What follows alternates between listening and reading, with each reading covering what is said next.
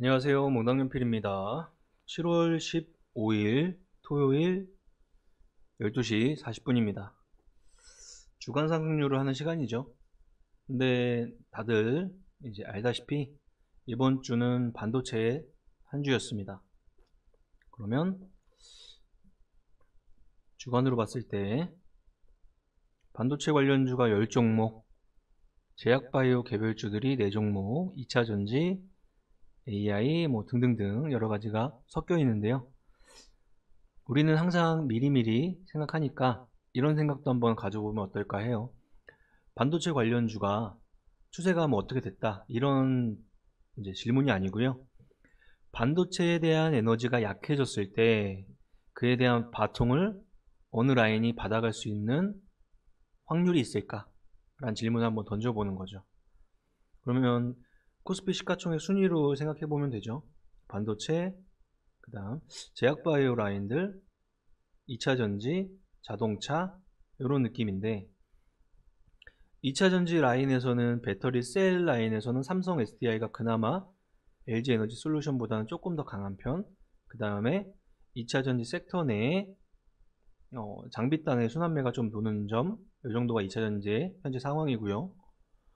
자동차는 전반적으로 고르게 초대형부터 작은 종목까지 추세를 유지를 하고 있고요. 그렇죠? 그리고 인터넷 업종 쪽에서는 카카오 대비 네이버의 상승세가 좀 눈에 띄고요. 그 정도로 시가총액 상위주 섹터를 이야기할 수 있을 것 같고요. 그 다음에 다음 주 17일부터 여러 가지 이제 개별적인 재료들 같은 거, 그쵸? 이 방산과 원전에 대한 차익 구조가 한번 나왔죠. 나토 정상회담 가면서 기대감이 있었던 섹터들이 지난주에 기대감이 좀 빠지는 차익 구조가 나왔었고, 적당히 움직였습니다. 그 대신 지수는 다시 6월의 중순경으로 돌아가고 있는 상태고요. 반도체 관련의 움직임들이 가장 강했고, 그 안에서 한 가지 이제 괴리감, 우리가 이동평균선을 이야기할 때 이격도를 이야기하는 것처럼 업황과 주가의 괴리감들이 이제 시장에 조금씩 노출이 될 타이밍이 오겠죠.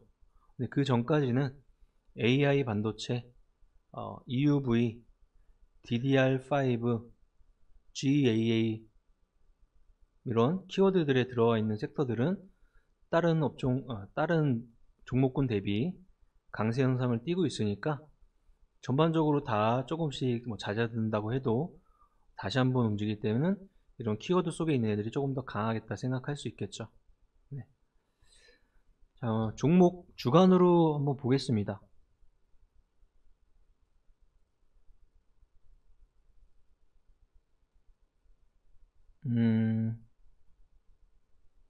아이톡시라는 개별주가 일단 주간으로 1등이긴 한데 투자 환기 종목에 적자 구조에서 움직이던 종목이 분기별로 조금씩 돌리는 정도의 이미지인데요. 개별적인 상황으로 보입니다. 지금의 저 정도의 재무제표나 시장에 노출된 정보적 측면에서 봤을 때 그냥 개별적인 모습 정도로 생각을 하고 있는 상태. 태성은 PCB 관련주. 이번 주에 대장 대덕전자, 그쵸?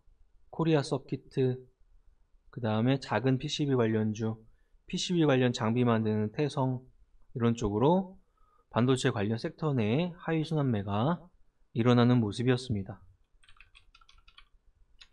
언제나 대장의 움직임을 체크하면서 뒷단의 순환매를 기다리니까 대장이 먼저 강하게 움직이고 그 뒤에 있는 PCB 관련 섹터들이 강해지고 있다. 이걸 우리가 아는 거죠. 그래서 코리아 서키트라든지 해성 TS, 해성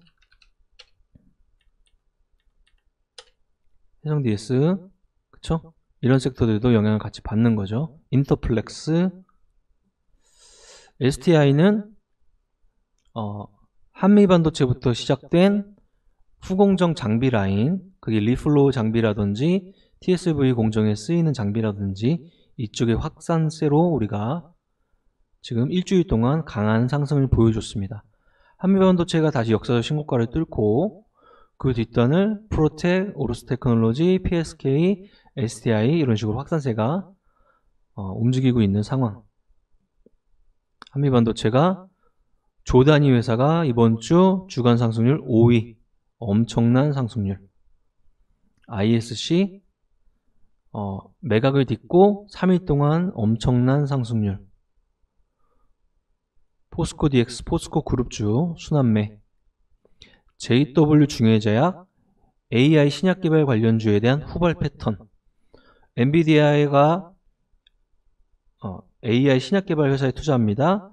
국내에서 그대로 그것과 관련돼서 JW 중해제약이 이번 주에 40%의 상승률.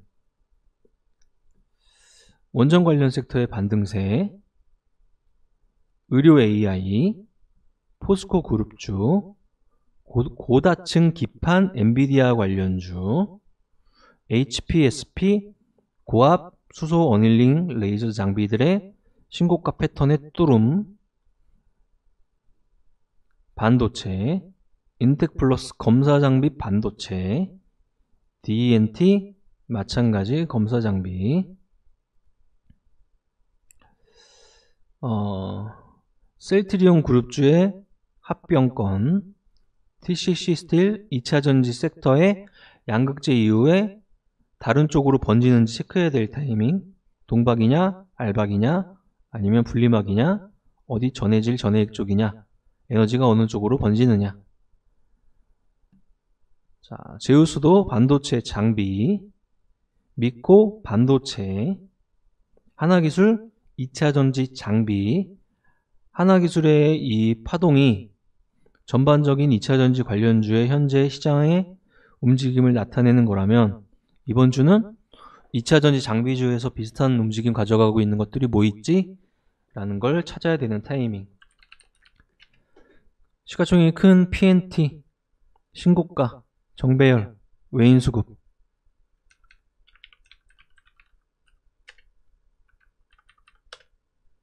정고점 부시는 자리, 정배열, 외인기관수로, A-프로.